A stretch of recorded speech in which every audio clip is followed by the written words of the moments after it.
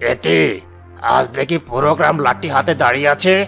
তোদের কি মাথা খারাপ হয়ে গেছে নাকি গণহারে মরার শখ হয়েছে? আমাদের মাথা ঠিকই আছে সিকান্দার, আজ আমরা নিজেদের অধিকার বুঝে নিতে এসেছি। তুমি একজন অত্যাচারী। আজ থেকে এই গ্রামে এক দানা শস্য তুমি অন্যায়ভাবে নিতে পারবে না। বড্ড বার বেড়েছিস তোরা। ওই অচেনা প্রতীকটা কোথায় যে তোদের এত সাহস দিচ্ছে? তাকে আজ আমি সবার আগে কুচি কুচি করে কাটবো।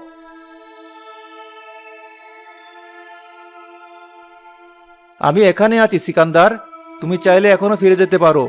তোমার অন্যায়গুলো স্বীকার করে নিলে গ্রামবাসী হয়তো তোমাকে ক্ষমা করে দেবে। আহ, আহ, আহ, আহ। এই সামান্য গ্রামবাসীরা আমাকে ক্ষমা করবে? এই লাঠিয়ালরা, আজ কাউকে জ্যান্ত ছাড়বি না।